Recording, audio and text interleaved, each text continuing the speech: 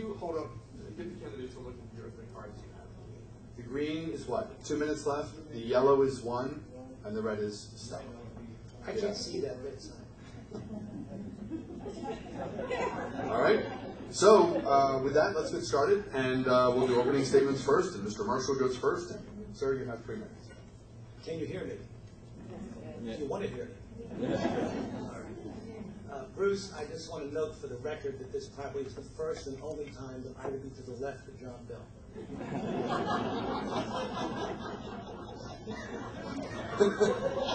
I was first elected in 1991 after a 4-way Republican primary. I went on to win the election, after which Democrats claimed they voted for me. Why? I don't know, but they claimed they did in the primary.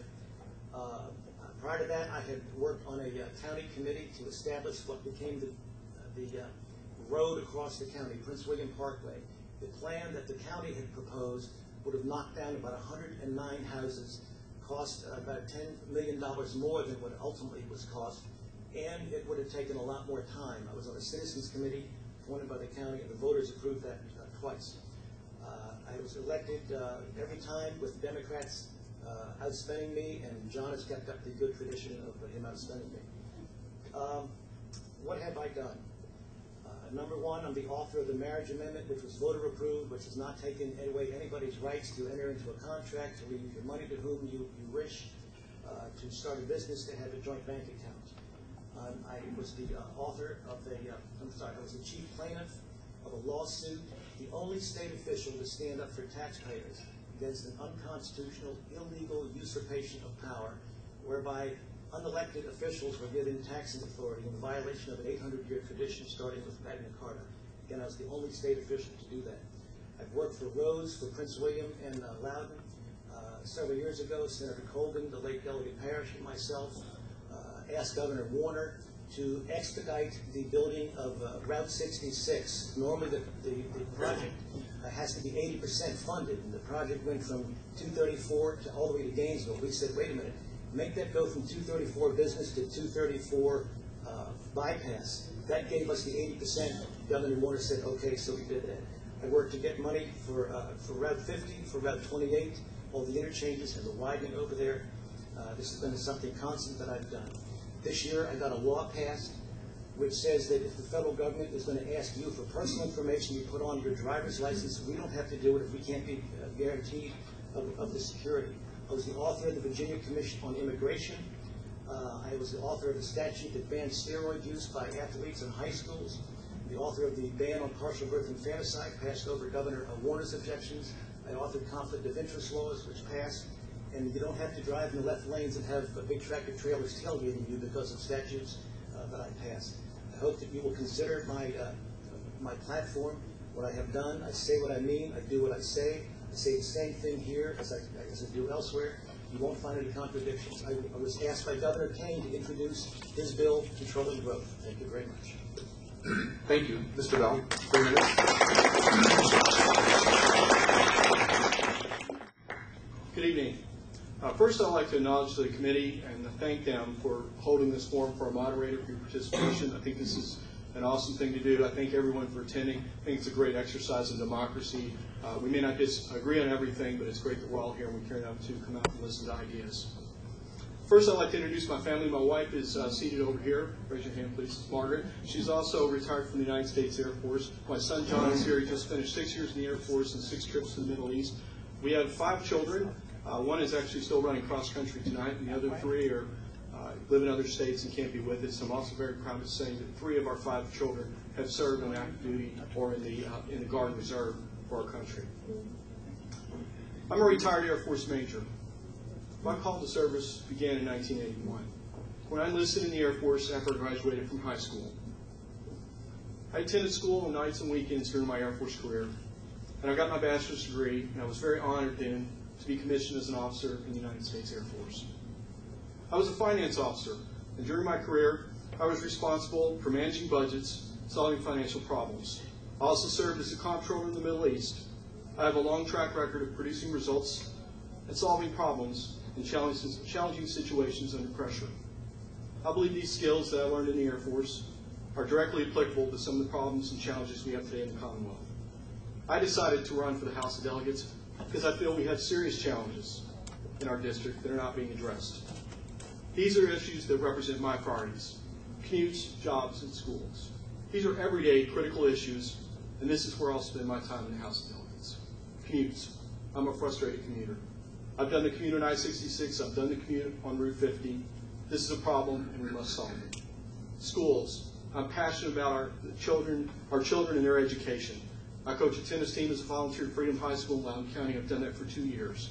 I'm committed to ensuring that our children have a great education to give them opportunities for the future. I believe our number one product is knowledge capital. We need a well-educated population to do that. The things I'm talking about, roads and schools, they're going to cost money. I think the best way to pay for that is through economic development and creating jobs. I'd rather increase and grow our tax base than our tax rate, and this is where my priority will be.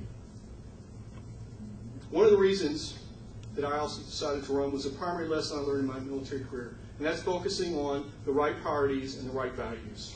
This is a skill set, the experience I bring to my candidacy for the House of Delegates, and this is what I'll do in the House of Delegates. Thank you. Thank you.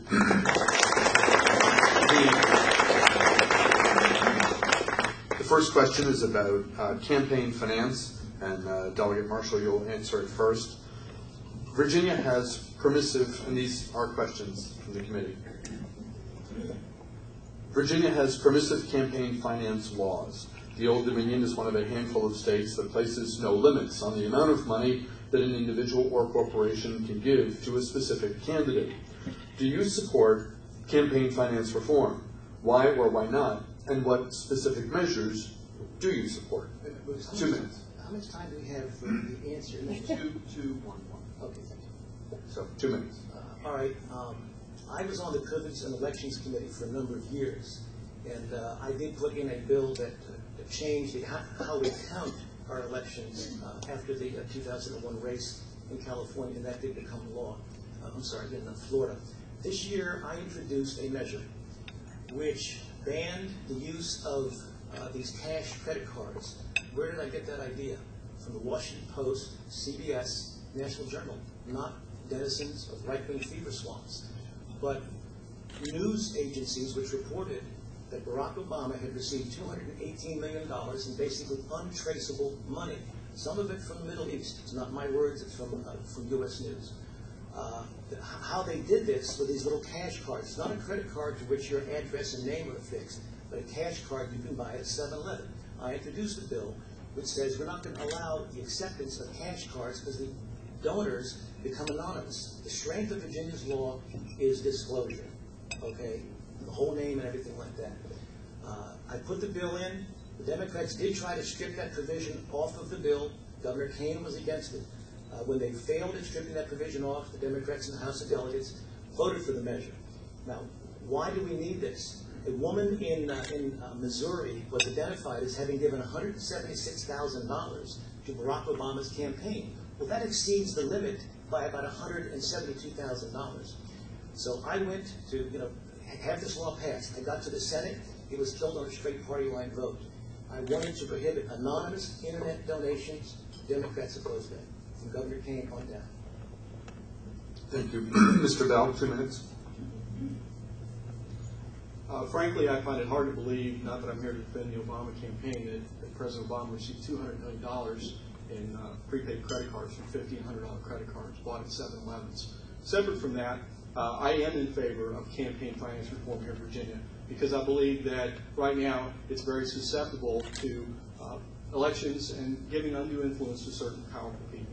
And frankly, as a challenger, this is usually a disadvantage that challengers have. Incumbents, and I'm not pointing fingers to Delegate Marshall because I don't think that's the case with him, but many incumbents receive large donations from corporations, political action committees, and I believe that this can give undue influence to people, and I think that this is wrong. Also, frankly, I have raised a lot of money in my campaign. It's been a lot of hard work, and there's been a lot of people who supported me. But I think it's a little crazy, especially in troubling economic times, that people spend so much money on campaigns. And if we had reform on finance, then we wouldn't probably spend so much money on campaigns.